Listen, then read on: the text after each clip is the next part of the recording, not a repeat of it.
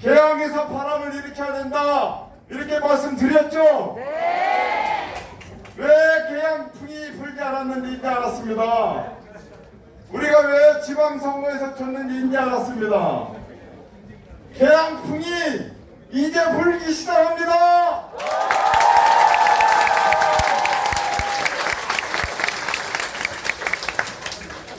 여러분과 함께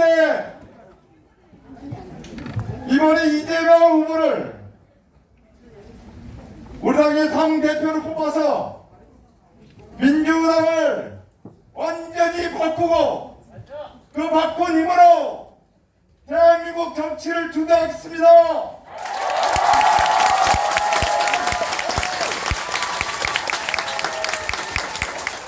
할 말 다 했습니다. 내려가겠습니다. 네, 이동수 의원님 감사합니다. 다음은 남동을 삼선 의원이신 윤관석 우리 국회 단호통상위원회 위원장님 모시겠습니다. 박수를 많이 사회자는 계속 정확하게 소개가 안 돼갖고 남동구 을 지역의 삼선으로서 지난 선거에서 이재명 후보의 당선에 앞장섰던 윤관석 인사드리겠습니다. 여러분 덥죠? 네, 소나기도 오고 뭐 태풍도 오고 비가 팍팍 오더니 오늘은 또 쨍쨍합니다. 여러분 지난 대선 때 우리가 져서 패배감과 불안감과 또 온갖 어려움과 짜증 많았는데 소나기와 태풍이 오면 막 쓸려 나갈 수 있는데 이 새로운 정치 혁신과 이기는 민주당의 소나기와 태풍을 몰고 올 사람이 누굽니까 여러분? 누굽니까? 그렇죠. 지난주에 강원과 대구 경을 거쳐서 이제 조금 있으면 인천에서부터 시작되는 전국의 우리 이기는 민주당 유능하고 통합하고 혁신하고 강한 민주당을 이길 후보가 옵니다. 그 강한 태풍 이재명 맞지요? 네.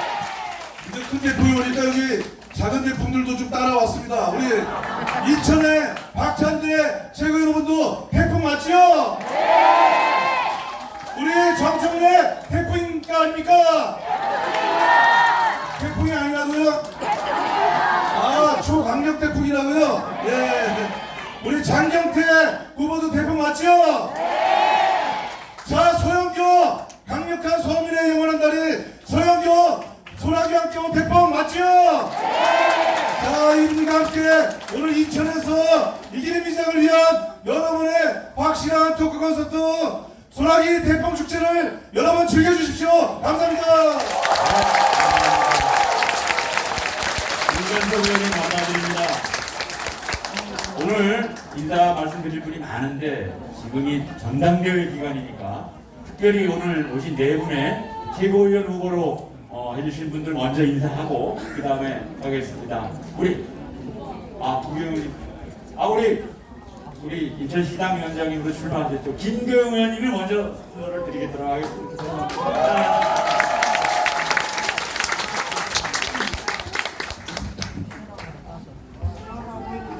네, 안녕하세요. 김경입니다. 인사드리겠습니다. 아주 작고 작은 조그만 바람을 일으키려고 나왔습니다. 지금 민주당이 위기입니다.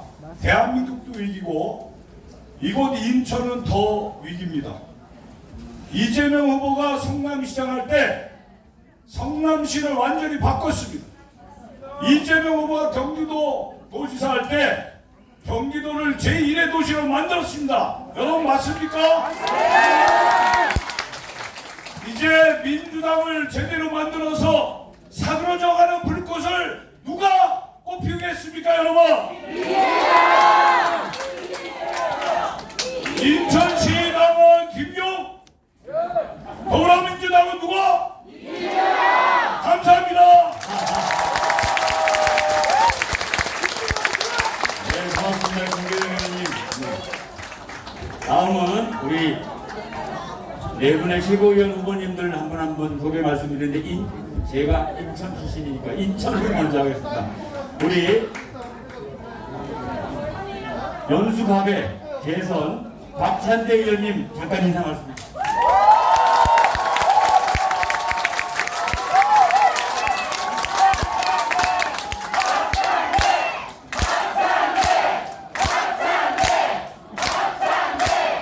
여러분 많이 더우시죠? 이럴 땐 누가 필요하죠? 지금 이 자리 좌석 꽉 찼죠? 누가 생각납니까? 좌석은 꽉 찼는데 날씨는 무척 덥죠? 자 여러분 8월 28일 전당대회 얼마나 중요합니까? 우리 국민의 사랑을 받던 민주당 이제 유능한 모습으로 변해야 되겠죠? 유능하고 강한 민주당 그리고 하나로 통합되는 민주당 그 시작이 언제냐? 8월 28일 전당대회 때 강력하고 선명하고 유능한 민주당의 지도부가 새로 탄생해야 될 텐데 여러분 강력한 지도자 누군지 아십니까? 그리고 함께할 우리 최고위원 후보들 누군지 아십니까?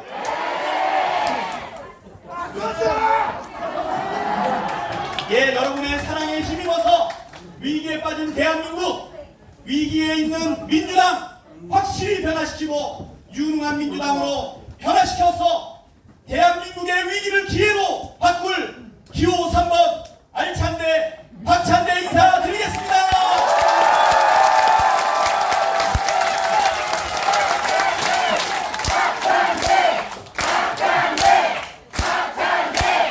예, 여러분의 사랑을 안고 가슴에 가득 채우고 내려가도록 하겠습니다. 박찬대 너무너무 사랑받는 줄 알았는데 오늘 보니까 인지도가 별로 안 높아요. 누구 잘못입니까? 제 잘못이죠?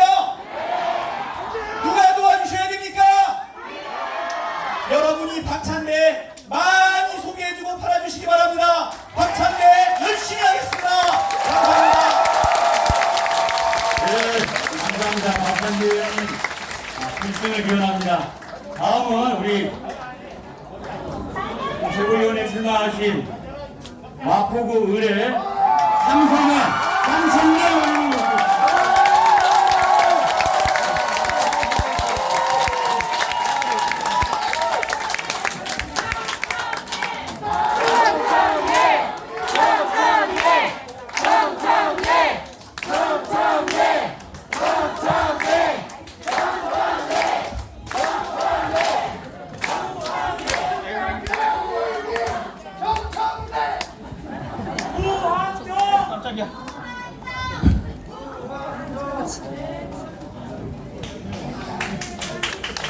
네, 고맙습니다. 강한 민주당, 강한 정청래가 만들겠습니다. 당원을 주인으로 당원이 주인되는 정당을 만들겠습니다. 정청래가 하겠습니다.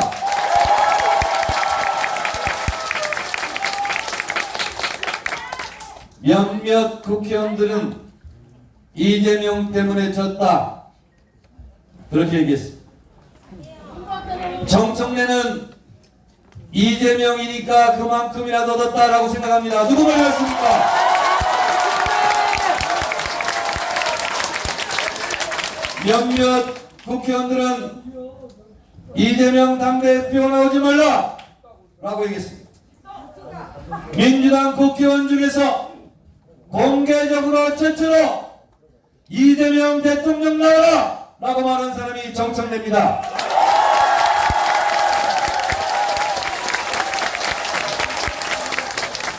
강한 민주당은 말로 되는 것이 아니다. 강한 사람이 강한 민주당을 만들 수 있습니다.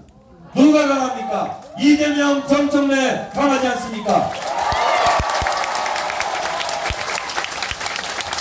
조중동 눈치를 보지 않겠습니다. 당원들의 눈치를 살피겠습니다. 제가 최고위원이 되면 최고위원회 테이블에 조중동 신문을 치우겠습니다.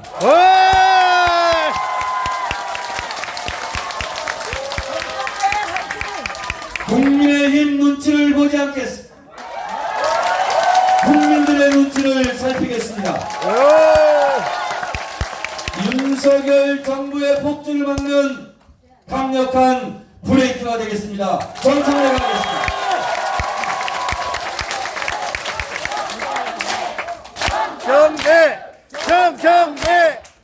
여러분, 불안한 게 하나 있습니다. 저는 국회의원들이 저를 별로 안 좋아합니다. 전국 대의원에서 정청래 1등 되는 거 보기 싫으니까 국회의원들은 저를 견제하고 전국 대의원표를 안 줄 수 있습니다. 권리당원들은 정청래 여론조사 1등 했다더라. 정청래를 안 찍어도 최고위원 된다. 다른 사람 찍어주다. 그러면 저는 어찌하란 말입니까? 정청래를 안 찍으면 정청래 떨어집니다. 맞습니까? 정청래를 찍어야 정청래 됩니다. 맞습니까? 무한정 무조건 한 표는 정청래. 동의하십니까? 그러면 한 잔씩 똑바로 끌어서 같이 해주시기 바랍니다. 정 무조건 한 표는 정청래. 감사합니다. 고맙습니다.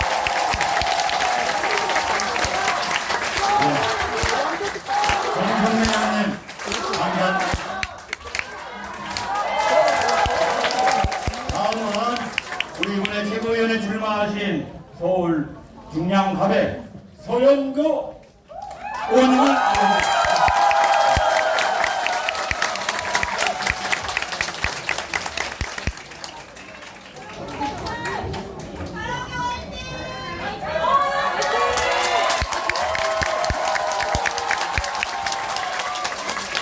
강한 이재명, 조금 전에 강한 정청래 이야기했습니다. 강한 여성 최고위원 누굽니까 여러분? 제가 강한 여성 최고위원 누굽니까 여러분? 표는 2표. 그러면 여성에게 기본 한 표는 찍어야 됩니까? 아닙니까? 서영교에게 소중한 한 표 주시겠습니까?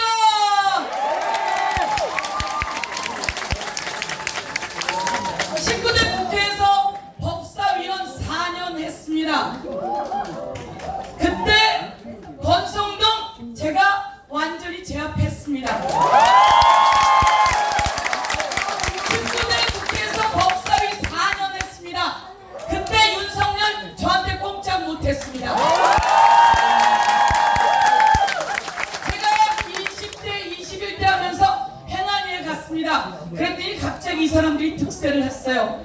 제가 이번에 최고위원이 되어서 윤석열을 권성동 확실하게 제압하겠습니다, 여러분!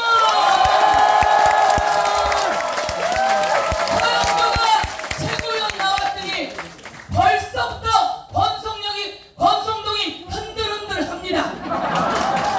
제가 최고위원 출마했더니 윤석열의 지지율이 뚝뚝뚝뚝 떨어집니다. 제가 확실하게 제압하겠습니다, 여러분.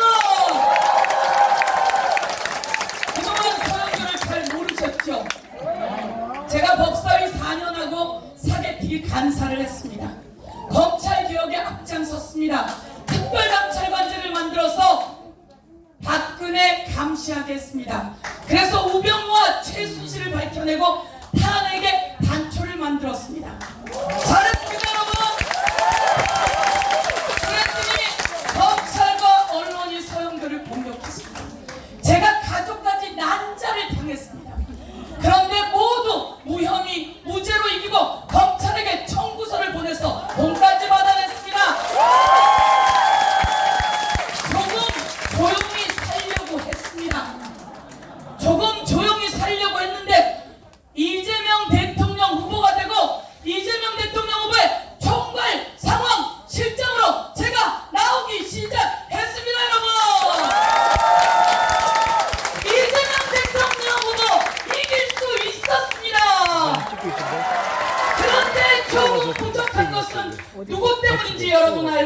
겁니다. 다음엔 이재명 대통령 이길 수 있게 만들어 가시겠습니까? 제가 앞장 서겠습니다. 법사위 4년 했으니 검찰은 제가 맡겠습니다. 행안위 2년 했습니다. 경찰의 수사도 제가 막아 보겠습니다. 선관위를 소속기관으로 두었습니다. 선거법도 제가 막아 보겠습니다, 여러분. 인천 화이팅! 사랑하는 여러분 화이팅! 서민의 영원한 8위 서영교. 서민의 영원한 8위 서영교! 서민의 영원한 다리 서영교! 당원 여러분과 지도부를 잇는 8위가 되겠습니다. 고맙습니다. 감사합니다. 우리 의원님 당신을 기원합니다. 다음으로 우리 경기문구 강경태 국회의원 제가 살아가고 있습니다. 네, 안녕하세요. 인사드리겠습니다. 이기는 혁신 준비된 미래 처음에가 겁질한 청년 장경태 인사드립니다. 여러분, 이번 전당대회 왜 하는지 아십니까? 저는 혁신 전대를 해야 되기 때문에 한다고 생각하는데 동의하십니까? 차기 지도부가 혁신 지도부가 돼야 된다고 생각하는데 동의하십니까? 다음 당대표가 혁신 당대표가 돼야 된다고 생각하는데 동의하십니까? 그러면 이재명 후보가 혁신위원장으로 지명한 저 장경태 혁신위원장이 혁신 최고위원이 돼야 된다고 생각하는데 동의하십니까? 17년 전부터 대학생 자원봉사자부터 시작했습니다. 현수막 달고 의자 나르고 우리 갯딸들처럼 인형탈 쓰면서 평당화 활동했습니다, 여러분. 정의원 대통령님 운구 차량 수행했고 김대중 대통령님 장기위원으로 연결식장 시켰습니다. 청년위원장 출신, 혁신위원장 출신 한 명 정도 평당화 출신이 최고위원이 있어야 되지 않겠습니까, 여러분? 평당화 출신의 첫 최고위원입니다. 혁신위원장 출신의 혁신 최고위원입니다. 청년위원장 출신의 청년 최고위원이 되겠습니다. 이재명 당대표와 함께 혁신 지도부를 완성하겠습니다, 여러분. 감사합니다. 강경태 의원님 실천입니다. 강경태 의원님 모시겠습니다.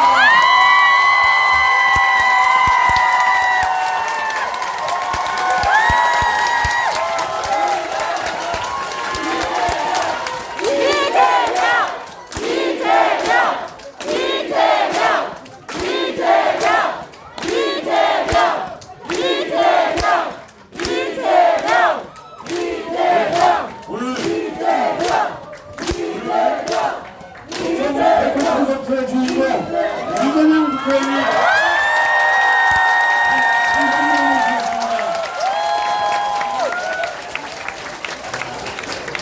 예, 이재명 국회의원님 단상으로 모시겠습니다. 올라가 주시기 바랍니다.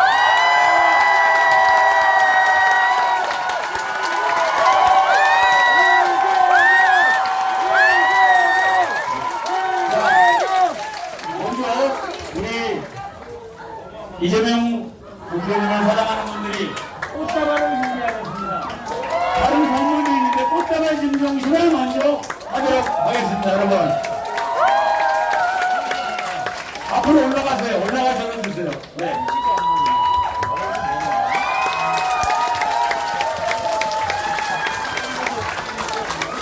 이제 또 다른 분도 오셔서 준비하셨으면 꽃다발 먼저 주시고요. 예.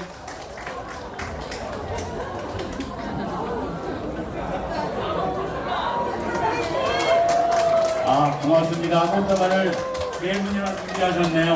네.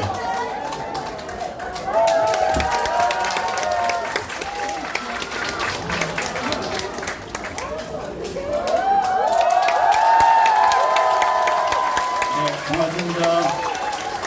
그리고 또 다른 선물로 로고를 준비하신 분이 계십니다. 계시다고 그러는데, 예, 차례차례 준비하신 선물을 가지고 나와서 함께 드리고 기념 촬영 짧게 해주시기 바랍니다.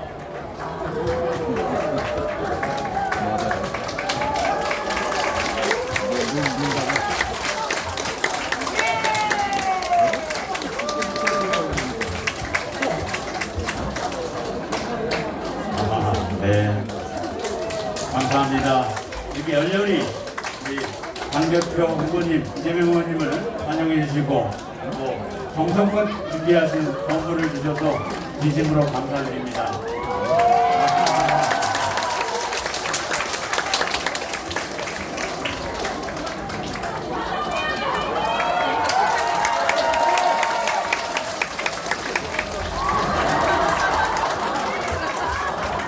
네, 이번 선물만 하고 이제 기념 촬영은 이따가 콘서트가 공식 행사가 끝난 다음에 진행하는 걸로 하겠습니다. 네, 감사드립니다. 예, 그러면 우리 여러분 이재명 국회의원 다시 한번 뜨거운 박수를 맞이해주십시오.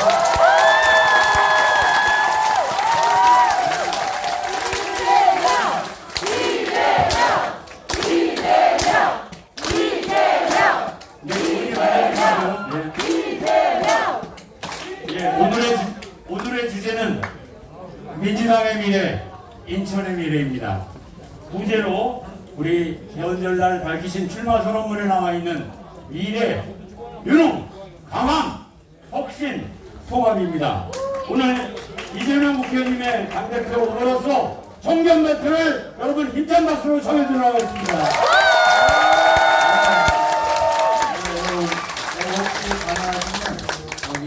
조금만 올려주세요. 네, 방송실 볼륨 조금만 더 올려주세요. 올려주십시오. 네, 조금 더.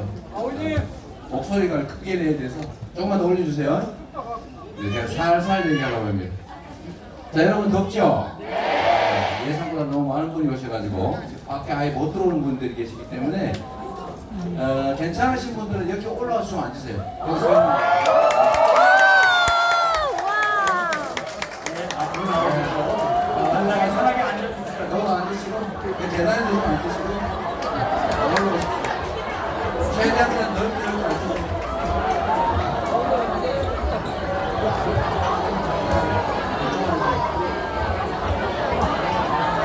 네, 감사합니다. 말 그대로 토크 콘서트입니다. 이 앞에도 좀 앉으셔도 돼요. 앞에도.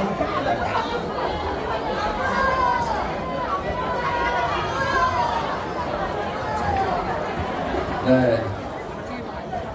카메라는 잘 안 보인다고 하니까. 자, 이제 우리 의원님 말씀 들어야 되니까 조금 정숙해 주시고 집중해 주십시오. 우리 정견 발표는 약 25분 정도 예정되어 있습니다. 네. 자, 여러분 반갑습니다. 이재명입니다. 내가 참 요새 많은 분들을 만나고 다니게 됐고 또 카메라를 조금씩 낮춰달라니까 신경 써주세요.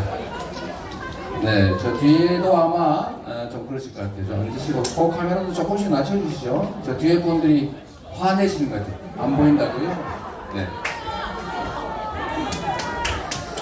자, 여러분, 네, 이 더운 날에 지금은 1년 중에 아마 가장 더운 7말 8초, 그렇죠? 대한민국에서 가장 더운 시기입니다. 7말 8초.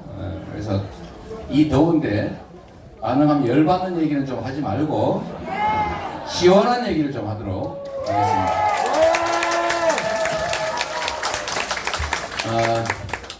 여러분, 제가 자주 말씀드리지만 정당은 정권 획득을 위해서 존재하는 것이고 정권을 획득하는 이유는 국민들로부터 권한을 위임받아서 국민들이 원하는 필요한 그리고 명령하는 일들을 해내는 것입니다. 성과와 실적을 통해서 다시 평가받고 다시 또 권한을 위임받는 그 과정이 바로 정치이고 그 중심에 정당이 있습니다.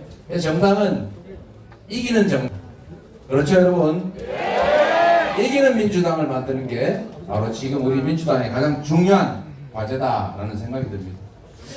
이기는 길은 국민의 기대와 신뢰를 회복하는 것이죠. 첫 번째는 믿음을 회복하는 것입니다. 보통 국민들은 정치 그러면 딱 떠오르는 게 거짓말입니다. 약속을 안 지킨다. 속인다. 말과 행동이 다르다. 앞과 뒤가 다르다. 이렇게 생각하고 있죠.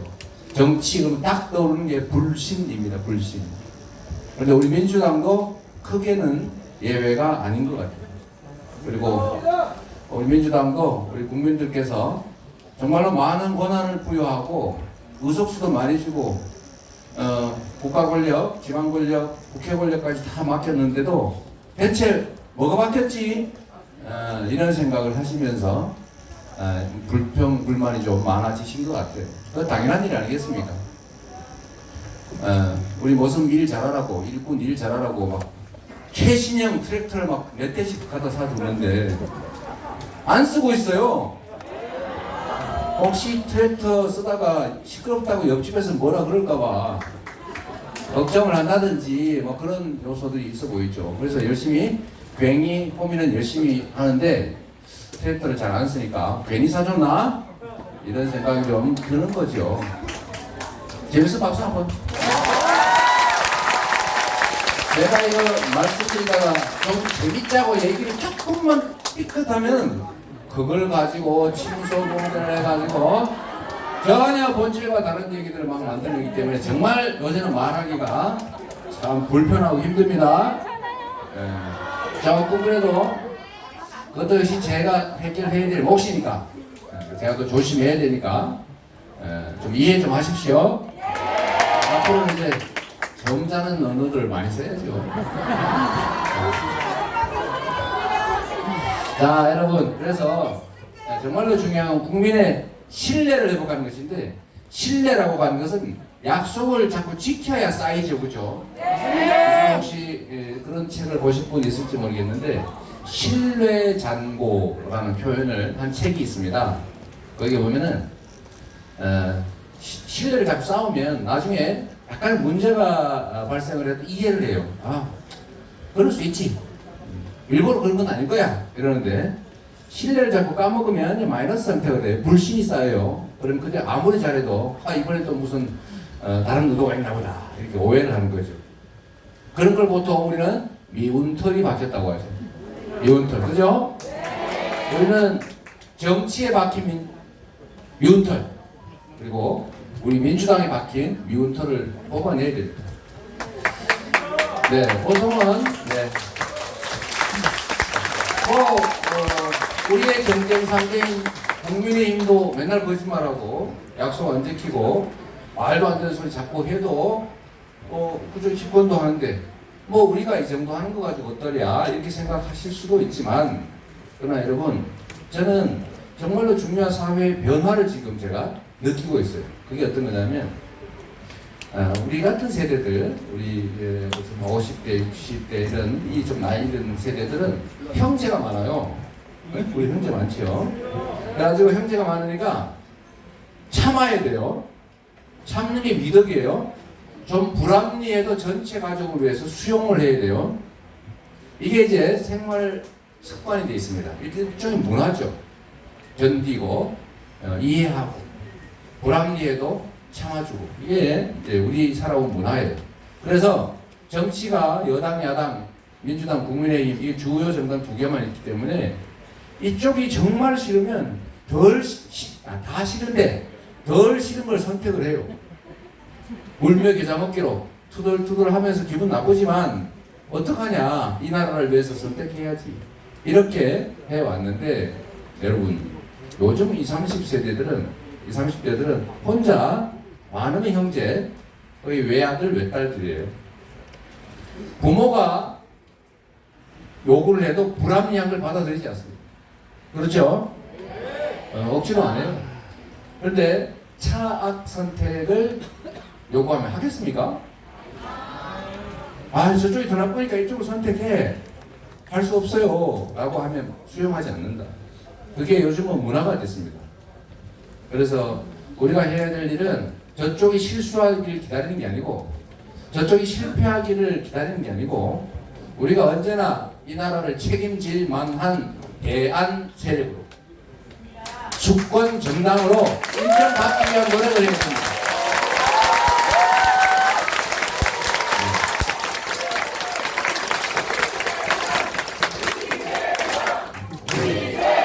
감사합니다.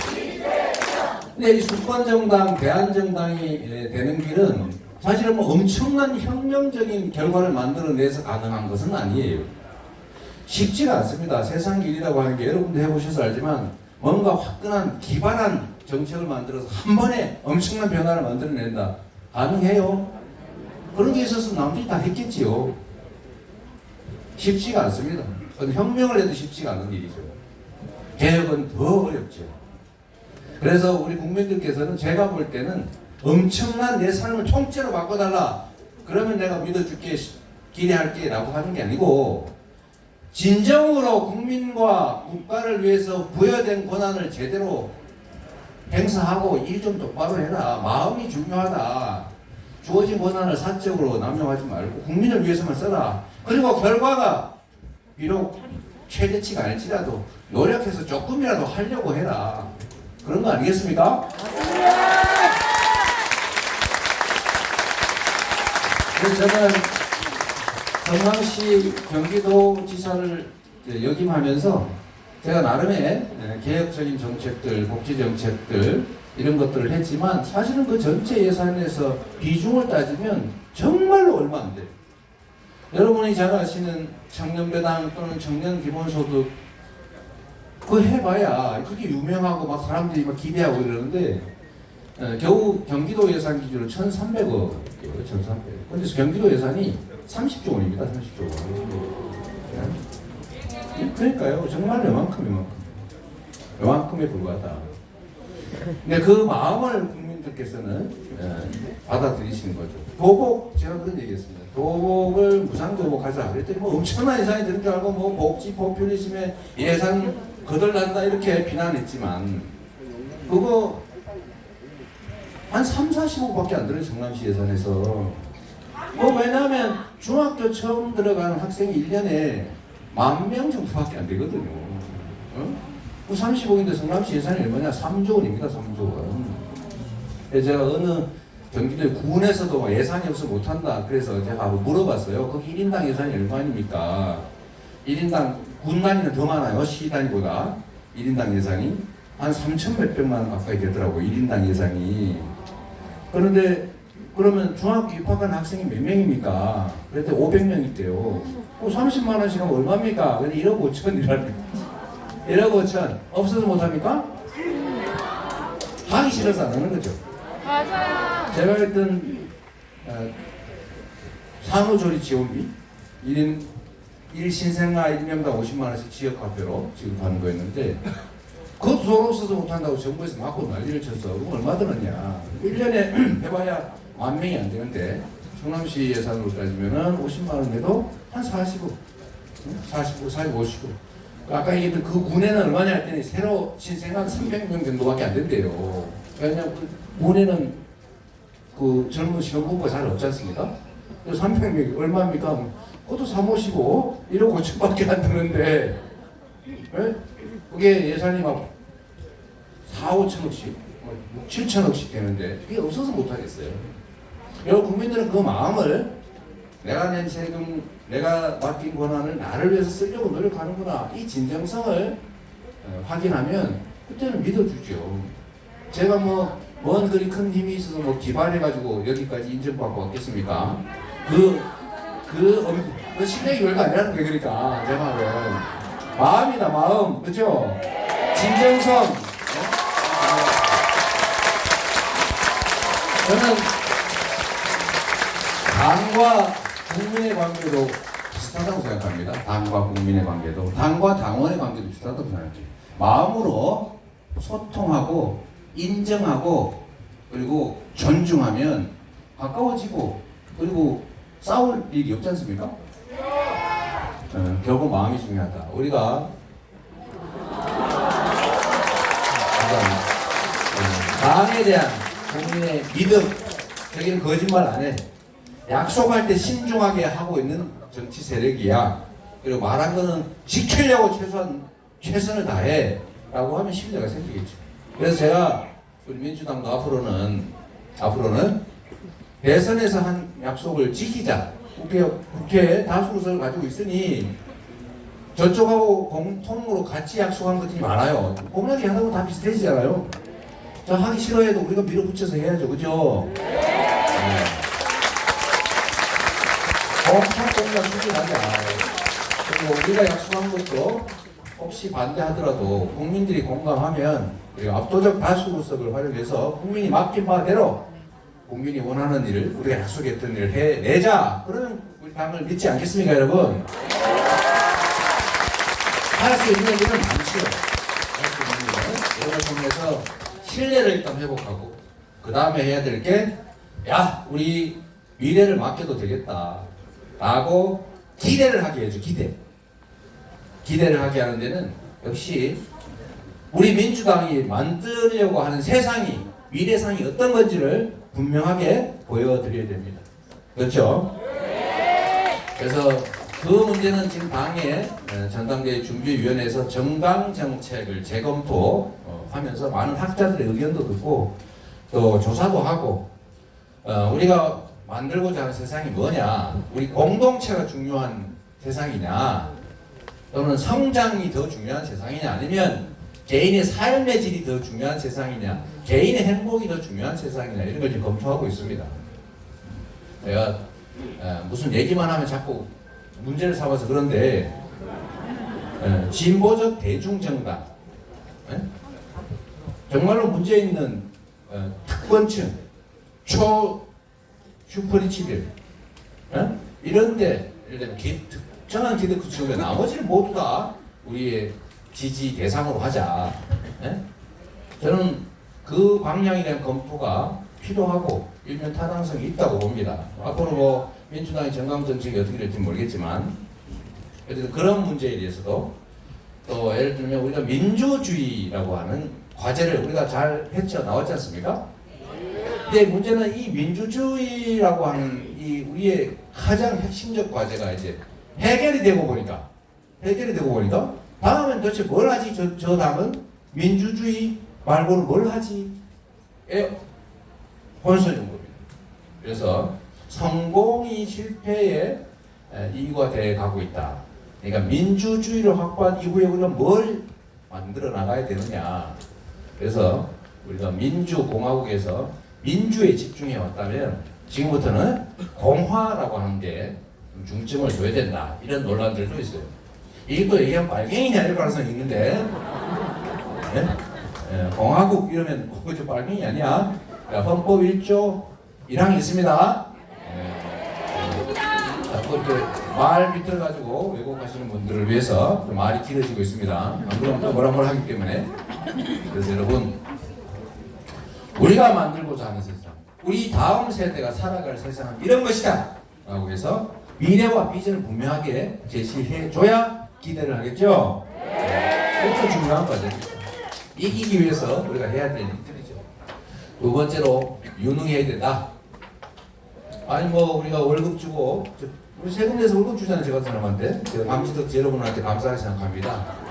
특히 계양구민 여러분, 그 중에서도 계양을 주는 여러분, 이게 감사합니다. 먹고 사는 문제를 해결해 주셔서 너무 감사하죠. 그리고 저는 일하고 싶은데 보수를 받으면서 일할 수 있게 해주셨으니 얼마나 감사합니까? 감사드리고요. 그런데 일을 맡기는 데는 이유가 있지 않습니까? 우리 세금 왜 내요? 우리 권한을 왜 맡깁니까? 권한을 맡기고 세금을 내서 보수를 주는 이유는 우리가 시킨 일을 잘하는 것이죠. 국민의 더 나은 삶, 더 나은 대한민국의 미래를 만드는데 실력을 발휘해야 될 것 아닙니까?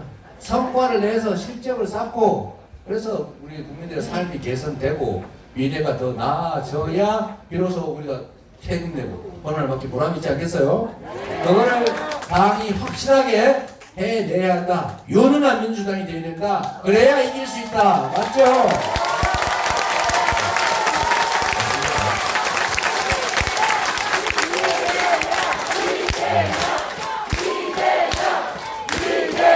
앞으로는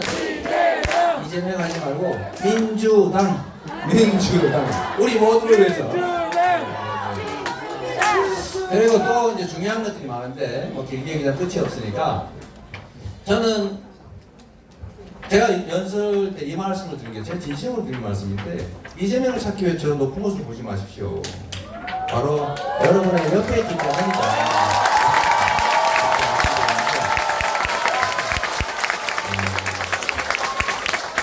실제로 우리 정치하면서 권한을 위임받으면 그게 뭐 대통령이든 뭐 국회의원이든 시장이든 도지사든 하다못해 기초의원, 광역의원 이런 선출직 공직자들 보면 일단 당선되고 나면 뭔가 자기가 지배자가 된 듯한 뭔가 높아진 듯한 느낌 이런 것들을 갖고 또 실제 우리 시민들께서도 내가 뽑은 내 일꾼, 내 대리인 이게 아니고 뭔가 이렇게 좀 이렇게 높은 사람 같은 느낌이 들고 말을 걸기도 좀 어렵고 그런 느낌이 좀 드는 것 같아요.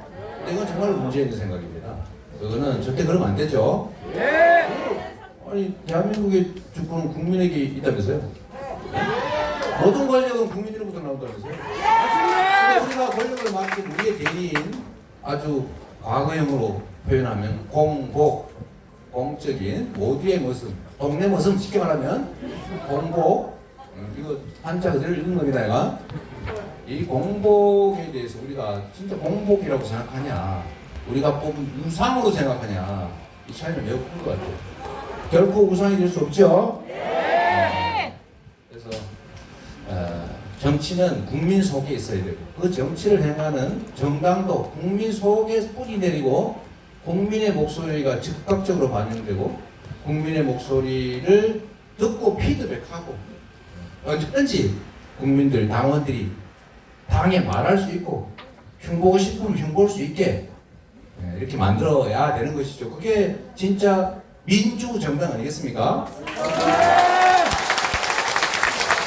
제가 지금 보니까 아직까지 그 당이 많이 노력해오고 있지만 정말로 당원들의 목소리를 제대로 들으려는 노력을 충분히 하고 있냐에 대해서는 약간 회의적이죠. 제가 말을 엄청 조심해서 하죠. 그런데 이걸 반드시 만들어야 됩니다. 민주적인 정당이 돼야 경쟁력이 있어요. 정당이, 정치가 민주화가 돼야 국가의 민주주의도 실제 작동하는 겁니다. 그래서 국민과 당의 거리, 당원과 당의 거리를 매우 짧게 만들거나 아니면 없게 만들어야 된다. 쉽지 않겠지만 간극을 줄여가야 되겠죠. 방법은 여러 가지가 있습니다. 방법이라고 찾으면 없겠어요. 개발하는 아이디어가 있는 건데 제가 아니 뭐 당이 하고 싶은 얘기 누군가에게 문자 폭탄 보내는 것보다는 공개적으로 문자를 하는 댓글이나 쓰든 거 이런 거 해서 문자 폭탄을 대신할 수 있다면 훨씬 낫지 않냐 했더니 그것도 오해가 막 생기는 것 같아요. 그건 하나 예를 든 건데 그걸 가지고 네. 괜찮습니다. 뭐 각자 의견은 다를 수 있으니까 어쨌든 국민 속에서 국민과 소통하면서 국민이 원하는 정당으로 혁신해야 우리가 이기는 정당이 될 수 있다. 그렇죠? 반드시 해야 됩니다. 그리고 이제 우리는 야당이 되었습니다. 야당. 야당이 해야 될 일을 해야 되는데 제대로 해야 되겠죠? 우리 윤석열 정부, 윤석열 대통령께서 저는 진짜 성공하기 바란다니까. 제가 빈말로 하는 소리 아닙니다. 이거는 네 편, 내 편의 문제가 아니라 국가와 우리 국민들을 위해서요. 그렇지 않습니까? 그리고 우리가 더 잘하려고 노력하면 되지요. 실패하길 바라면 되겠습니까? 그런데 우리 야당이기 때문에 주어진 역할들을 제대로 하자. 국민과 국가에 필요한 일이라면 그들이 하고자 할 때 열심히 격려해서 빨리빨리 끝내주고 또 약속했다가 뭐 이런저런 일을 못 지키려고 공문을 빼면은 그거 왜 안 하려고 그러냐 약속을 지키라 라고 밀어주고 그죠? 그리고 해서는 안 될 일을 저지르거나 하면 강력하게 싸워가지고 못하게 견제해야 되겠죠. 무슨 일이든지 좀 끊고 맺으면서 주어진 일들을 제대로 하자. 그리고 저는 우리 국민들께서 권한을 맡기고 의석수를 눌러준 데는 혹시 힘이 없어서 잘 못하나 하고 싶은데 그럴까봐 많은 의석을 주셨고 많은 권한을 주셨다고 생각해요. 그러면은 우리가 민주주의 사회에서 소수의 의견을 존중하고 다양성을 인정하고 다름을 존중을 하면서도 대화하고 타협하고 조정해서 합의에 이르러 보는데 그래도 안 되면 그때 다수결로 결정하라고 법에 돼 있고 상식이고 그렇지 않습니까 여러분? 그러라고 다수당 만들고 죽어줬죠. 그래서 그거는 너무 당연한 민주적 원리다. 예? 저번에 국민의힘은 숫자 조금 많다고 제가 2008년에 당의 부대변인 할 때 우리 의원님들 다 기억하시잖아요. 언론 악법 만들어가지고 날치기 해가지고 지금 얼마나 그렇습니까 여러분? 자기들은 그래놓고 왜 맨날 합의하지 합의를? 합의하는 게 좋긴 하지만 합의하는 게 좋지요. 근데 의견이 엇갈리고 국민이 원하는 바가 분명하면 국민의 뜻을 따라서 국민이 위임한 권한을 최대치로 행사하는 것이 바람직하다.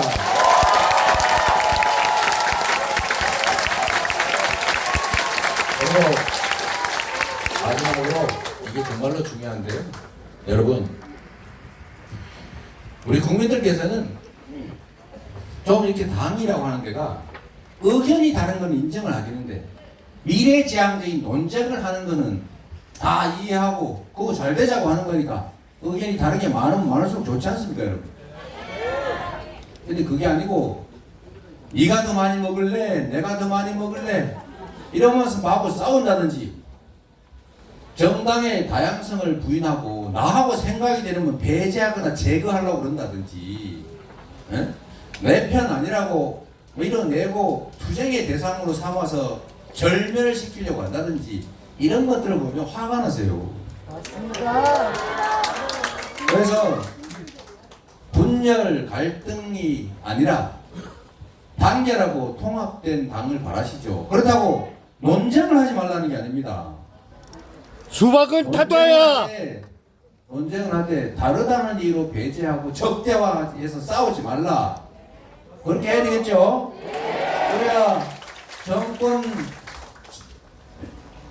탈환 좀 너무한 것 같긴 한데 하여튼 새로 정권 획득을 하기 위해서는 우리가 다양한 영역에서 많은 지지를 획득해 나가야 되지 않습니까? 그래서 저는 그렇게 생각해요. 당이란 본질적으로 조직과 다르기 때문에 조직, 군대 이런 거 말이에요. 조직과 다르기 때문에 다양성이 가장 중요하다. 밥그릇 역할하는 사람도 있고 국그릇 역할하는 사람도 있고 반찬 그릇, 접시 역할하는 사람도 있고 젓가락 역할하는 사람도 있고 국자 역할하는 사람도 있고 숟가락 역할하는 사람도 있어야 밥상이 되는 거지. 밥그릇만 튀어놓으면 뭐가 되겠어요? 아주 단순한 논리죠. 나와 다름이라고 하는 것을 배제, 넌 안 돼, 넌 나가, 넌 죽어, 이런 투쟁의 대상으로 삼을 것이 아니라 역할 분담을 통해서 우리가 소위 강력을, 범주를 넓히는, 저변을 넓히는 좋은 자원으로 써야 된다. 맞죠 여러분? 꼭 해야 됩니다. 단결과 통합을 통해서 우리가 지향하는 가치를 실현해서 우리 국민들의 꿈을 현실로 만드는 것이죠. 그래서 통합이 정말로 중요하다. 저는 시스템을 존중하는 사람이에요.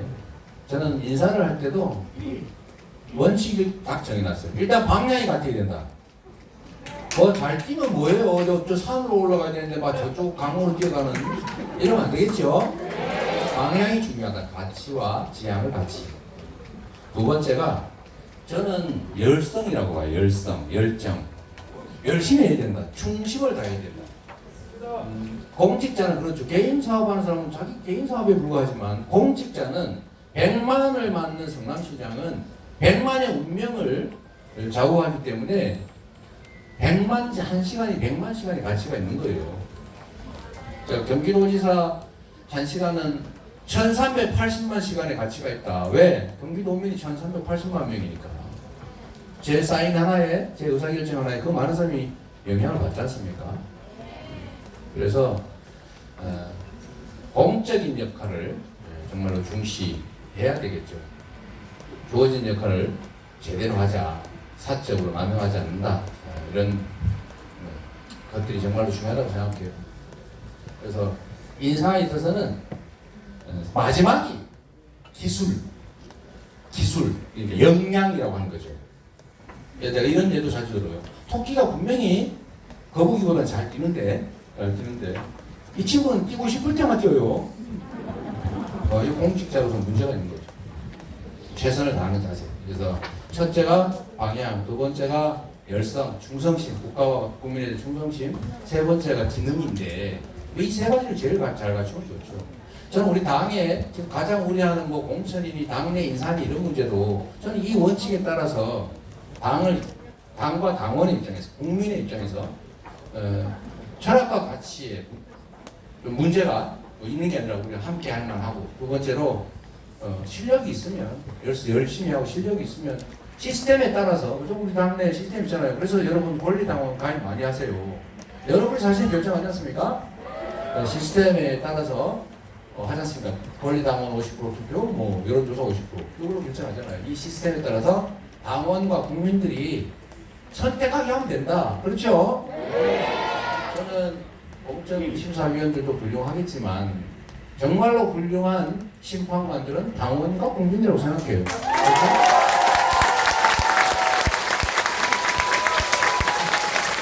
우리가 분열하지 말고, 분열 일으키지 말고 큰 정권 획득이라고 하는 큰 목표 아래 가치와 비전은 공유하면서 경쟁도 열심히 하고 대신에 국민들이 맡긴 일을 조금이라도 일상적으로 해내면서 티끌모아 태아산을 만들듯이 성과를 조금씩 쌓아가다 보면 우리 국민들께서 기회를 줄 것이다, 이렇게 믿습니다.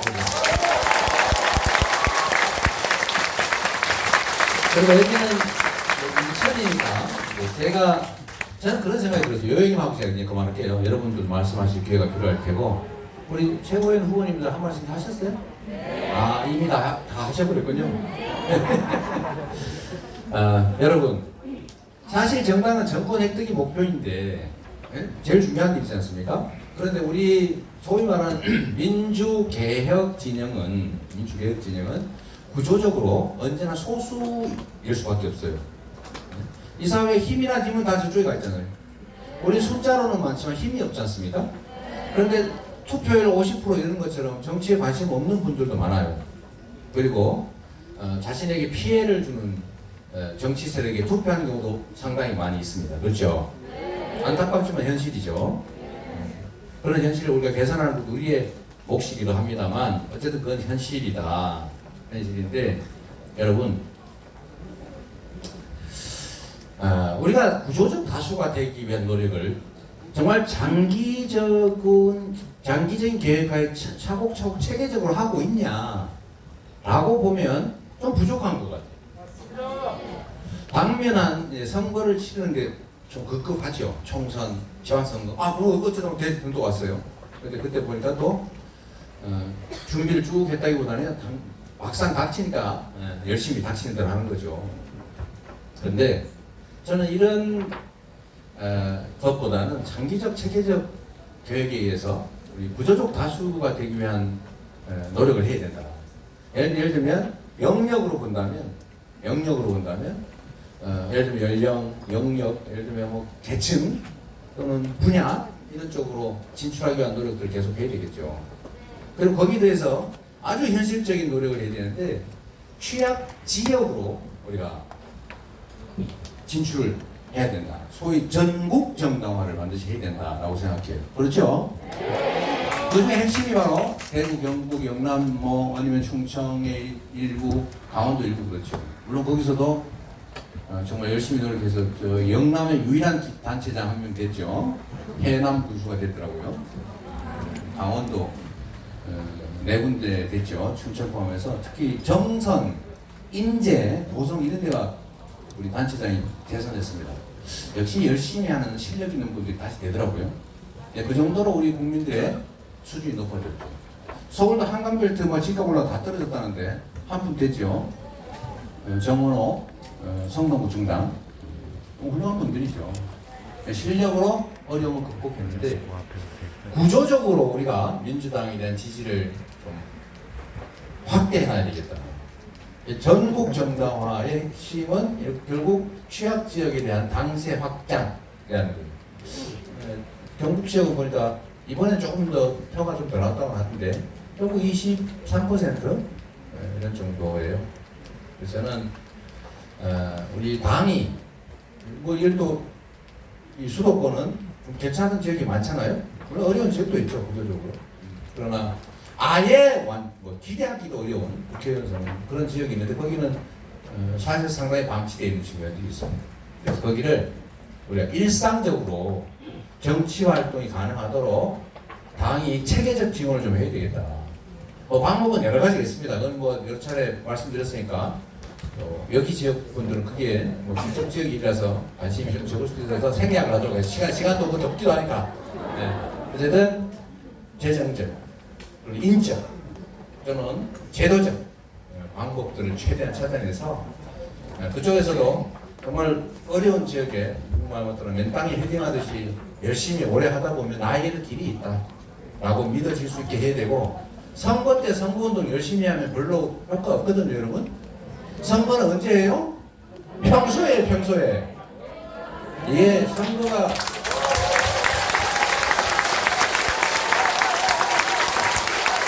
이 선거라고 하는 게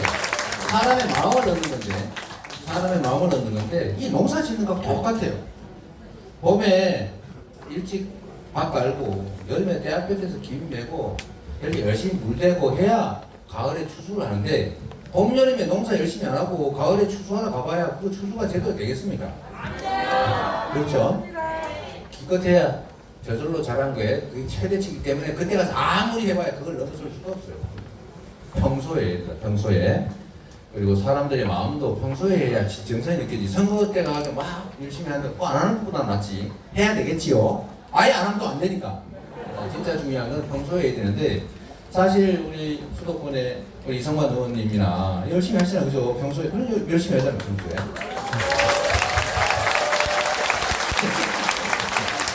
네. 근데 열심히 하시는데 옆 동네 가서 말씀 안 드린 거예요. 네. 열심히 하시는데 선거 때만 해가지고 될 리가 없지 않습니까? 그래서 여러분, 그래도 이성만 의원님이나 우리 박순대 의원님이나 정청재 의원님, 서영교 의원님 이런 분들은 장경태 또 빼먹어가지고 큰일 났네. 장경태 같은 경우는 본인이 현역이니까 지역구 관리라는 걸 일상적으로 해요. 안 하면 나중에 혹시 문제가 될 수가 있거든요. 그런데 당선도 거의 아예 뭐 없다시피 한 곳에서 평소에 왜 하겠어요? 돈 들지요. 평소에 가면 자꾸 막 학대 당하지. 그러니까 안 나타나는 거예요. 거기 가면 그렇거든요. 거기 가면 민주당이라고 그러면 괜히 훑어보고 이런 분위기가 있으니까. 그래서 일상적으로 정치 활동을 해야 되는데 어렵지 않습니까? 그러면 당이 지원을 해줘야죠. 그래서 여러분은 이 수도권에서는 당원, 권리당원도 좀 많고 하니까 여러분이 당비 1,000원 내시면은 그 중에 100원 띄어가지고 저기 경북, 의령 이런 데 좀 보내주면 좋잖아요. 그게 진정한 공동체 아닐까 싶습니다. 방법은 예를 들어 요거 가지고 요거만 한다고 그러지 말고 예를 든 거예요. 예를 들면 그런 지원 정책을 좀 하면 좋겠고요. 평소에 했으면 좋겠고, 여러분 중에 당원 아닌 분들 꼭 당원 가입해 주세요. 본인만 하는 게 아니고 본인이 아는 분들 다 입당에 시켜주시고, 내년 아마도 이게 8월, 7월까지는 입당을 해야 그 다음에 4월 경선 때 투표권 행사할 수 있을 겁니다. 내년 7월은 6월까지 해야 8월 말까지 하면 백신. 근데 3월 경선인데 8월 안 되나요? 안 될 것 같은데. 하여튼 7월, 6, 7월까지 해야 된다. 그리고 그걸 하셔야 우리 정치하는 분들이 당원 무서워해요. 네? 그리고 또 한 번 말씀드리는데 화난다고 탈당하지 마세요. 이게 입당은 자유입니다. 신청서 내면 거부 못해 당이 무조건 받아야 됩니다. 그런데 탈당도 내면 그만해요. 무조건 받아야 돼요. 그런데 재입당은 마음대로 아닙니다. 입당 탈당은 잘 마음대로인데 재입당은 1년이 지나야 되고 그리고 심사까지 해요. 마음에 안 들면 기각입니다. 그러니까 재입당은 안 되니까 영 당이 마음에 안 들어서 정말 뭘 해야 되겠다 싶으면 당비를 끊으세요. 네? 당비를 끊으시고 마음에 들면 다시 당비 내면 돼요.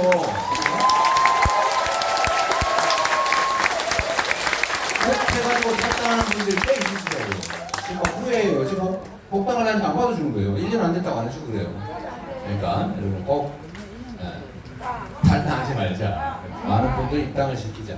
그리고 이것도 기술적인 얘기긴 한데 정말 한 명이 얼마나 큰 권한을 가진지 제가 예를 한번 들어보겠습니다. 장경태 의원님도 아마 좀 느끼는 게 있을 거예요. 우리 서영교 의원님도. 어떤 거냐면 보통 제가 대충 조사를 해보니까 좀 잘 되는 지역위원회에 권리당원이 한 3,500명 선인 것 같아요. 그리고 전 뭐 좀 많은 데 있어요. 뭐 한 6, 7,000명 된 데도 있고 2,000명밖에 안 되는 데도 있고 저기 경북 이런 데가 500명밖에 안 되고 그러는데 평균 한 3,500명 정도. 근데 투표율이 보통 40% 정도 될까 말까 그래요. 그러면 몇 명입니까? 40%가 투표를 하니까 4, 32, 한 1,500명 정도 투표를 하는데 즉 800명만 가서 찍으면 결론이 바뀐다 그 말이에요. 네? 800명. 그런데 그 중에 200명이 누군가를 위해서 입당을 했다. 그럼 결론이 거의 바뀐다고 봐야 됩니다. 그러니까 이게 지금 현재 뭐 권리당원 뭐 별거 아니지 뭐 우리 무시당 이러지 말고요. 자세히 된다고 엄청난 권력을 가지고 있어요. 그리고 여러분 기초의원 있지 않습니까? 기초의원, 구의원, 뭐 시군 의원들 있잖아요. 그 경선하면 보통 200명도 투표를 안 합니다. 왜냐면 뭐 지역이 좁기 때문에. 보통 한 표, 두 표를 몇 받나요? 많아봐야 5표. 그렇죠? 정청래 의원님 제 말 맞지 않습니까? 100% 맞습니다. 네. 진짜 저도 그 기초원이죠 그 성남시에 투표했었는데 제가 그 캐스팅 보트를 한 일이 있어요. 한 표 차이로. 제가 찍은 쪽이 된 거죠 쉽게 말하면. 내가 투표 원래 안 하려고 하다가 너무 투표를 안 돼서 제안이하고 그가 찍었는데 한 표 차로 그렇게 해놨어요. 그래서 여러분 기초원 광역의원은 더 그렇고요. 권리당원 민주당의 이 시스템 공천 시스템에 하면 권리당원들의 권력이 엄청나게 크다. 그 생각을 좀 하시고요. 책임감도 좀 많이 느껴주시고 많이 입당해야 제가 자주 말씀드린 것처럼 밥을 담으면 밥그릇 되는 것이고요. 국을 담으면 국그릇 되는 거예요. 똑같은 그릇이에요 그냥. 우리가 원하는 당 만들어 우리가 입당 많이 하면 됩니다. 그렇죠? 입당 열심히 합시다. 세상은 결국은 뭐 위대한 사람이 바꾸는 게 아니고 결국은 현장에 계신 한 분 한 분이 바꾸는 거예요. 엄청난 역사도 결국은 누군가 한 사람의 마음으로부터 시작된 일이죠. 그렇죠? 마치 물방울이 모여서 강물이 되는 것처럼 강물이 모여서 바다가 되잖아요. 그 물방울은 인식할지 못할지라도 그 물방울이 없으면 강도, 개울도 바다도 없는 겁니다. 그래서 자신감을 가지고 하자 말씀드리면서 여러분 고맙고요. 이제 여러분 하시고 싶은 얘기 좀 할 기회를 있겠죠? 네, 감사합니다. 그리고 우리 최고위원 의원님을 사진 한번 찍어야죠. 그리고 우리 조택상 위원장님, 네. 우리 지역위원장님들도 사진을 한번 찍어야 되니까 네. 여기 조금만 비워주시겠어요? 우리 기념사진 하나 찍. 네, 기념 우리 네. 의원님들하고 조금만 있다가. 네, 조금만 있다. 네, 최고위원분들 여러분 사진 먼저 저희가 찍겠습니다. 사진 한번 찍고 갈게요. 네, 여러분 오십시오. 최고위원 후보님들 먼저 할게요.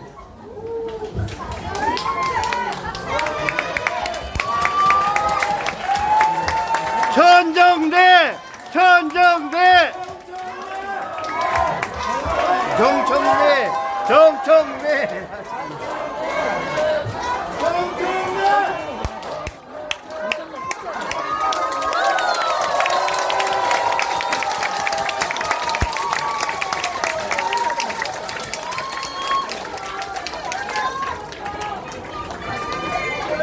박찬대 박찬대 박찬대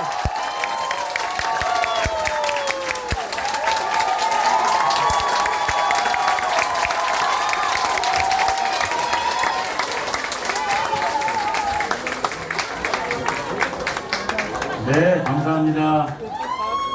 자, 우리 이성만 국회의원님하고 지역에 함께 오신 분들 다르면 사진 정청래 촬영하도록 그렇게 안 돼. 하겠습니다.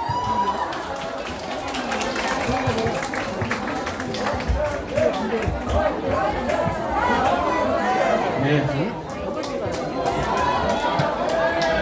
이광호 전 강동총장님, 김종민 전 인천시의원님 함께해 주셨습니다. 예.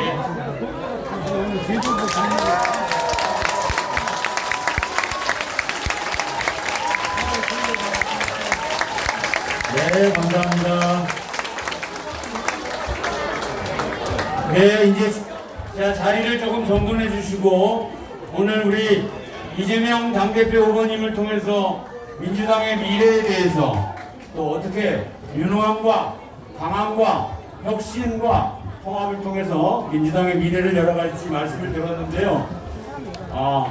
우리 또 당원들 말씀과 질의응답이 준비되어 있습니다. 네, 우리가 또 여러분들 의견, 질의응답만이 아니고 의견을 말씀하셔도 되는데 가급적이면 축약해서 짧게 해주시고요.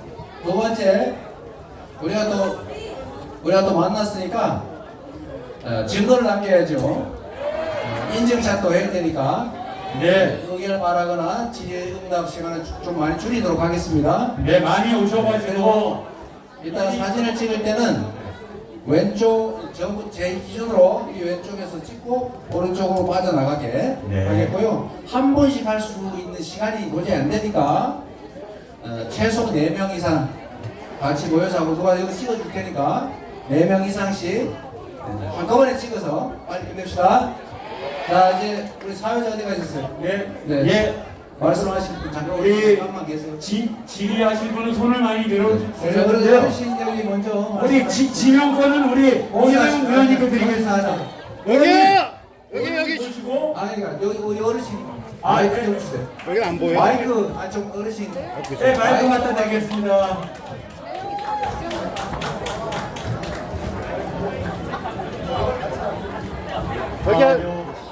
이재명 대표 후보와 국회의원님들이 전부 들어야 해요.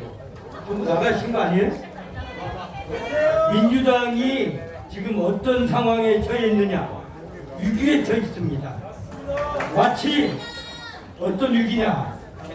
인천의 인물 현대사에서 조봉암 씨 아시죠? 이 조봉암 씨를 대통령 출마해서 216만 표를 받으니까 이승만 정권에서 공산당으로 몰아서 사형을 시켜버렸어요. 지금 민주당의 유능한 인재 꼬투리를 잡아가지고 한모 법무장관이나 청와대 공안 구급파 이런 사람들 세워가지고 전부 다 꼬투리를 잡으려고 하고 있어요. 잡히기만 하면 너희들은 다 싹쓸이 해버린다. 이러한 위기의식에서 정무팀과 법무팀을 강화해달라. 그거 하나 부탁하고, 둘째로 우리가 승리하는 길은 부의원, 시의원, 구청장, 국회의원들이 우리 지역의 멘토가 되어라. 우리 국민들이 당신은 내 멘토요. 이런 인간관계를 만들어가야 이번 국회의원 선거에서 우리가 승리합니다. 이거 명심해줘야 돼. 내 나이가 내 인천시 실버위원장인데 내 85세. 근데 이번 국회의원 선거에서 이 다음에 우리가 승리를 못하면은 민주당 앞으로 전멸해요. 그러니까 현재 지방선거에서 내가 이겼다고 떨어졌다고 방심하지 말고 나는 우리 국민의 멘토다. 우리 국민들이 누구누구는 내 멘토야. 이럴 수 있는 인간관계를 지금부터 만들어가는 그런 지시를 중앙당에서 해주십사 부탁합니다. 이렇게 해서 결집을 해가지고 한민씨 여기 국회의원들을 왜 살아갈까? 자기 지역구 관리를 그렇게 잘해야 한다 이 말이에요. 그렇게 좀 해주세요. 그렇게 한다면은 위기 속에서 살아남기 위해서는 법무팀, 정책팀을 강화하라. 둘째, 지역에서 이런 네, 조규태 위원장님 충분히 말씀이 전달됐습니다. 맞습니다. 네. 우리 어르신께서 하시고 싶은 말씀 많으실 거니까 또 네. 우리 여기 저 뒤에 책 들고 계신 분 할까요? 근데 마이크 없어요. 무슨 마이크 준비되어 있습니다. 네, 저기 중간에 아마 마이크 쓰시면 우리 몇 분만 할게요. 근데 가능하면 할게. 네. 보이다. 안녕하십니까. 네, MZ세대 청년이자 의열중앙 후배인 오광석 인사드리고 싶습니다. 반갑습니다.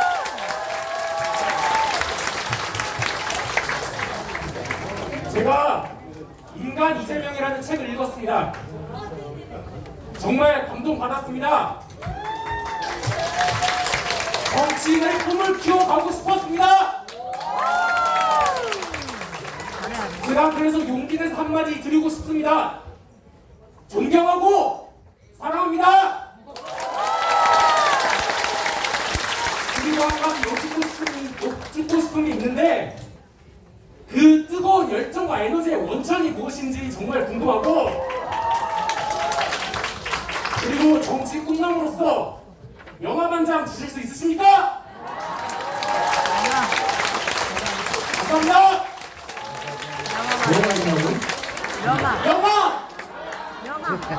명함. 명함 가지고 있냐고요? 네, 명함 받고 싶습니다. 네, 알겠습니다. 이따가 몰래 얘기하세요. 아직 안 했어. 글쎄, 해야지. 에너지의 원천이 특별히 있는 건지 잘 모르겠습니다. 잘 모르겠고, 다만 제가 살아온 인생이나 또 제 가족들, 제 주변 사람들의 삶을 지금도 이렇게 보면 정말로 열심히 살아가는데도 기회도 부족하고 정말 일한 만큼 기여한 만큼 몫을 차지하고 있느냐 그렇지 못하다라는 점들을 정말 절절하게 제가 느끼기 때문에 이런 것들을 좀 고쳐서 모든 사람들이 억울하게 생각되지 않는 희망을 가진 사회를 만들고 싶다. 그 생각만 있는 거죠. 왜 그런지 잘 모르겠습니다. 그리고 그 사이에 아까 공무원 봉 드신 분, 네, 마이크. 네. 스타일이 아주 특이하세요. 네, 마이크 주세요. 네. 네, 안녕하세요. 인천에서 왔습니다. 저는 질문보다는 제가 지선 때 많이 따라다니면서 의원님께 꼭 항상 하고 싶었던 말이 있었는데요. 이거는 저희 지지자 친구들이 다 같은 마음일 거라고 생각합니다. 의원님께서 항상 말씀을 하실 때 내가 하는 말들이 왜곡이 되고 약간 이 잘못된 내용으로 나가는 거에 대해서 걱정을 많이 하시는데요. 의원님 진짜 하고 싶은 말 다 하시고 하고 싶은 일 다 하시길 바랍니다. 저희 믿고 하고 싶은 일 다 하십시오. 그리고 이제 인천에 오신다고 한 게 어제 발표를 하셨는데 이렇게 많은 사람들 모였습니다. 이렇게 모일 수 있는 거는 의원님의 인기와 개인기 그리고 의원님의 진심을 통해서 저희가 모인 거니까요. 저희 믿고 열심히 앞을 향해 다음 장소는 제가 넓은 데로 부탁드릴게요. 너무 좋습니다. 네, 감사합니다. 지르고 있습니다. 나름 이제 주최 측 입장에서는 넓은 데를 구하는데 언제나 이렇게 그런 것 같아요. 지르고 있습니다. 여기 좀 해주십시오. 다음부터는 조금 더 신경을 써서 부탁을 드려보도록 하겠습니다. 여기 좀 해주십시오. 그리고 그리고 이 말꼬투리 잡히는 것도 실력 부족이라서 그래요, 사실. 그건 역시도 제가 그렇게 되지 않도록 더 신경 써서 해야 되는 게 맞습니다. 네. 여기 좀 해주세요. 자, 또 이번에는 여기 구석 좀 해줘요. 가면서 마이크가 왔다 갔다 힘드니까 마이크 누가 들고 있죠? 네, 아니 괜찮습니다. 지명해 주시면 그러면은 됩니다. 저기 우리 어머니 한번 네, 갖다 드리겠습니다. 맨 오른쪽 줄 앞쪽으로 이동을 하면 돼요. 네. 우리 어르신 그러면 다음에 하고 이제 그만하도록 할게요. 안내를 하고 앞으로 한 3분만 더 받도록 하겠습니다. 저기 민주당의 머리라고 하면 민주연구원이라는 데가 있는 줄 아는데 여태까지 민주연구원에서 여러 가지 발표 연구해낸 걸 볼 때마다 굉장히 좀 이거는 아닌데 하는 연구를 많이 발표했거든요. 근데 이번에 지선이나 총선 그 외 전문가에 대한 연구를 보는데 사실은 아연 실색했습니다. 그러니까는 너무나 민심이나 당심과 떨어져 있고 오직 조중동의 시각과 그리고 자기네들 박사들의 일부 내피셜로 그냥 그렇게 해가지고 나온 결과물이라는 게 나의 당비로 이런 개소리를 들어야 하나.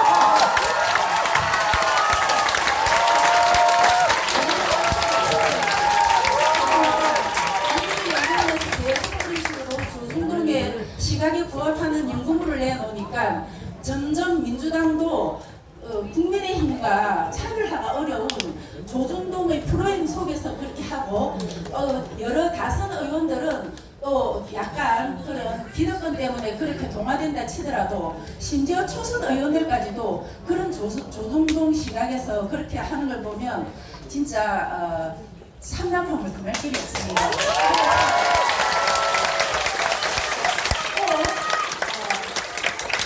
의원님께서 당대표가 되시면 일단 모든 의원들을 조중동 시각에서 국민을 보고 정책을 하는 것을 싸그리 없애고 완전히 사회들의 시각만으로 진짜 진정한 민주당이 되기를 원합니다. 어머니 당원인데 어느 지역 당원이세요?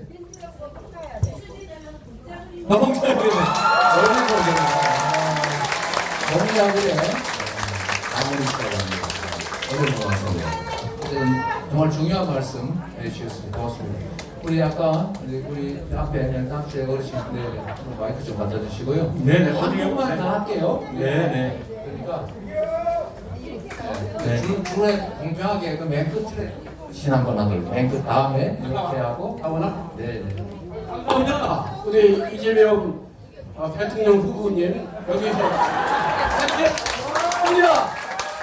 저도 몇번씩 따라다니고 안 나오네요. 나와요? 네, 전 나이 70 하나입니다. 안 해준대. 나와요.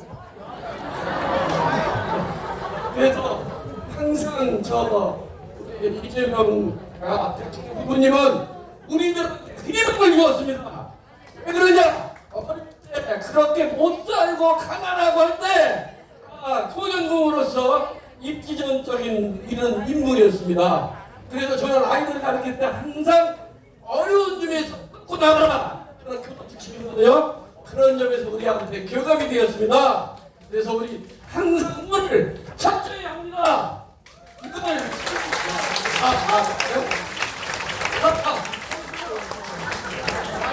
제가 70 하나인데 노인정책, 청년정책 쭉쭉 있는데 구체적으로 기초수급자 또 노인정책 이런 것을 구체적으로 좀 해주세요. 왜 그러냐면 연금 받는다고 우리 탈락했어요. 제가 교사 30년 했는데 한 번 일시불로 받아서 다 탕진했거든요. 그런 사람도 지금 현재 재산 상태를 보고 기초수급자를 줘야 하는데 안 줘요. 왜? 연금 받았지 않냐? 일시불로 받아서 다 탕진했는데 어떻게 줘? 노인정책도 세밀하게 좀 짜주시면 고맙겠습니다. 감사합니다. 요새는 선생님 같은 분 생길까봐 일시불로 다 안 줍니다.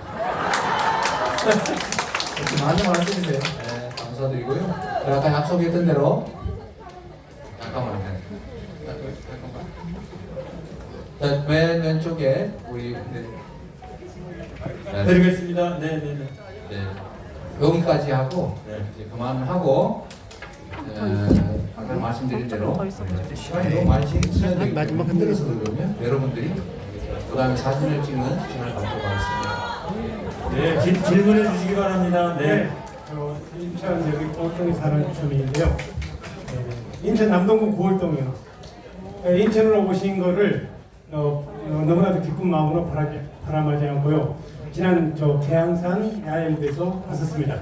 이재명 후보님은 제가 성남에서 성남시장 되기 전에 혹시 노세국 선배라고 알고 계신지 모르겠어요. 안산에 계시고 그걸 눈여겨보라. 그때 이재명 후보님이 굉장히 인상 깊게 나왔어요. 성남시장 되기 전에 포럼에서. 네, 뭐 한 20여 년 이렇게 시간이 흘렀는데 제가 간단히 요약해 볼게요.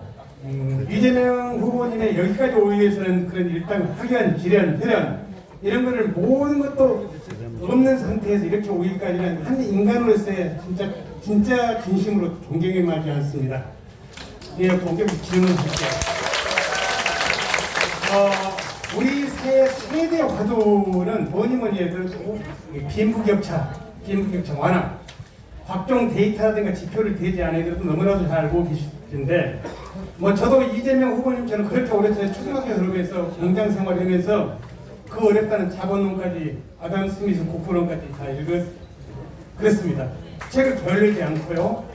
근데 빈부격차 완화에 대해서 지난번에 인상 깊었던 한시대 대부분 강남 교수를 알고 있는데 대표적인 학자가요. 그 재래문을 피킨 JTBC 토론에서 제 눈여겨봤습니다. 기본소득.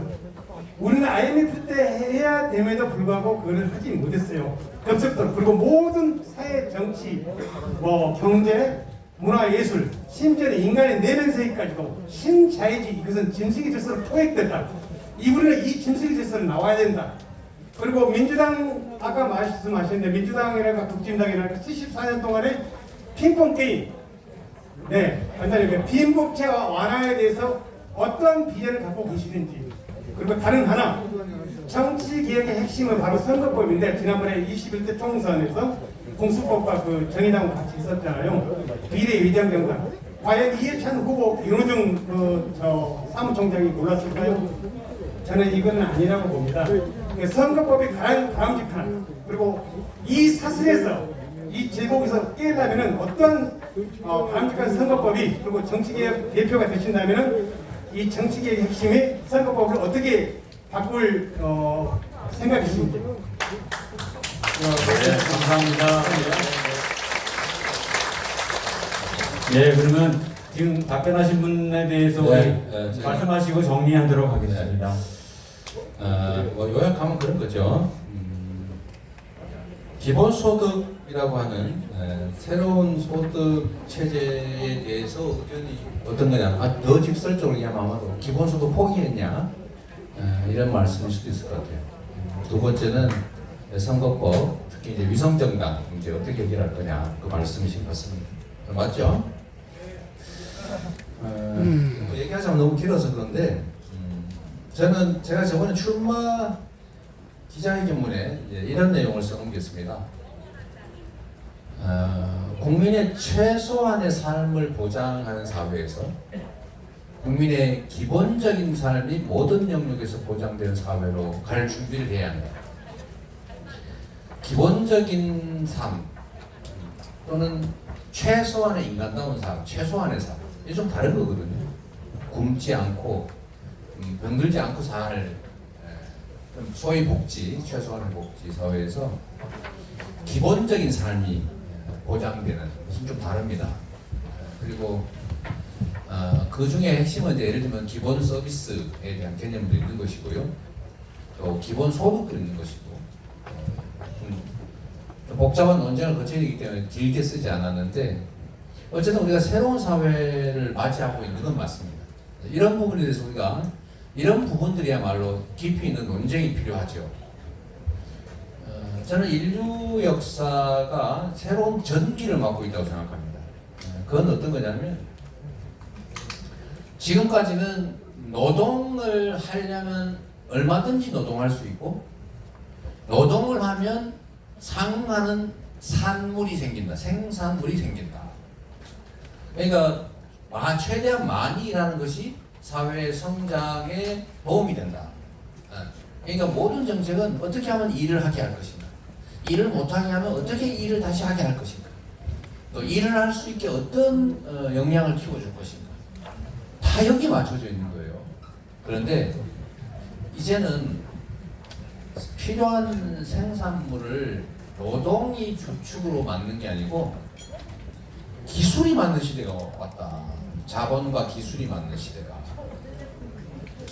즉 예를 들면 우리가 그런 거 있습니다. 아주 극단적인 예인데, 뭐 예를 들면 구글 이런 데서 소비, 생산을 해서 누가 소비를 하지 않습니까? 그래서 사용자가 1000만 명이 늘어났다. 그래서 거기서 부가가치가 얼마가 생겼다. 됐는데 거기 인력은 거의 필요가 없어요. 서버만 돌리면 됩니다. 서버만. 그렇죠? 그래서 이게 옛날에는 한계 비용 체감의 법칙이 작용하다 어느 순간부터 체증되면서 소위 규모의 경제가 딱 끝나는 지점이 있어요. 이제는 거의 무한대로 한계 비용이 체감해가지고 비용이 제로에 수렴하는 영역이 생겨나기 시작했습니다. 저 노동이 필요 없다고 말해요. 그래서 이런 사회에 과연 기존에 노동소득으로 살아라, 노동소득이 주된 소득원이 되는 시대, 그게 계속 유지될 수 있겠느냐 라는 의문을 가진 학자들이 많죠. 그런 것 때문에 생겨난 것이 결국은 이제 기본소득이라고 하는 것도 그 생겨난 것입니다. 이게 아직 우리 사회에는 본격적으로 논의되기는 아직 좀 이른 것 같은 느낌은 들어요. 그래서 제가 전에 대선의 경선 과정에서는 이 얘기를 상당히 많이 했는데, 어느 순간에 보니까 이게 뭐 예를 들면 아주 극단적 포퓰리즘으로 평회가 되면서 지지율, 그 정책에 대한 지지율이 많이 떨어졌어요.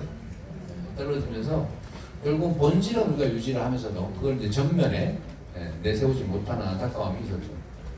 근데 저는 언젠가는 반드시 이런 사회가 올 수밖에 없다. 기존의 소득 체제로는 이 사회가 지속 성장하는 사회, 좀 발전한 사회 되게 어렵다고 저는 확신합니다. 지금도. 제가 예를 하나 들어보면 이런 거예요. 아주 쉬운 예인데 여러분 한번 생각해 보십시오. 지금은 우리가 3%에 해당되는 기초생활수급자를 아까 그 되시고 싶어 하셨잖아요. 그죠? 골라내가지고 거기다가 약 53만원, 57만원 이 정도, 월 57만원 정도를 지급을 해주고 있어요. 골라서 해준다 이 말이에요.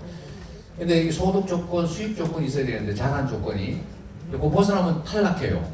탈락을 하니까 그 대상자가 되기 위해서 일단 가난해져야 됩니다. 수입이 없어야 되고 재산이 있으면 안 돼요. 일하면 안 돼요, 쉽게 말하면. 그리고 한번 선정이 되면 계속 그 유지를 해야 되는데 일하면 또 탈락해요. 그러니까 일하면 안 돼요. 노동에서 배제된다 스스로. 근데 만약에 여러분 말입니다. 반대로 하면 어떨 것 같아요? 모든 국민에게 57만 원을 지급한 다음에 기초생활 수급자에 해당되는 사람은 그냥 놔두고 그 외의 사람한테는 그냥 그대로 다시 받으면 어떻습니까? 그렇게 하면 물론 번잡한 문제가 있긴 한데 일 안 할 이유가 없어지죠. 그렇죠? 그 다음에 나는 가난한 사람이라서 이렇게 선정된 거야 라는 낙인감이라고 하는 게 없어지겠죠. 근데 결론은 똑같아요. 정부 돈이 더 드는 것도 아니다. 근데 만약에 여기서 한 발짝 더 나가서 57만 원을 더 환수를 할 때 약간의 차등을 주면 어떨까? 진짜 소득이 아주 많은 사람은 조금 덜 환수하고 어려운 사람은 좀 더 이렇게 차등을 주면 소득 재부 효과가 있겠죠. 네. 근데 이게 안 주고 안 받자 주의하고 주대 대상이 아닌 사람 다 도로 방식은 여러 가지 있죠. 뭐 세금으로 환수할 수도 있고 여러 가지 방법이 있는데 그건 똑같은 재원을 가지고 전혀 다른 결과를 만들어낼 수 있죠. 네. 이제 예를 들면 이런 겁니다. 이게 혁신적 사고죠. 그리 어려울 건 또 아니다 생각이 됩니다. 그리고 이게 이재명만의 정책이 아니고 우리 윤석열 대통령께서도 기본소득을 하고 계세요. 1세까지 월 100만 원씩 지급하기로 했죠. 모르세요? 하기로 했다는데? 하기로 했죠. 하기로 했는데 그게 2세, 3세, 4세, 5세, 6세 가지고 마지막 모든 나이에라고 한 거이 보편적 기본소득이 되는 것이고요. 1세까지 하는 거니까 부분적 기본소득인 거죠. 자산 많고 삼성 가문에서 아이를 낳아도 지급할 거 아니에요. 그런 거죠. 다만 그 재원은 또 돈 많이 버는 사람이 더 많이 내는 거니까 자산 재분배 효과가 또 있는 것입니다.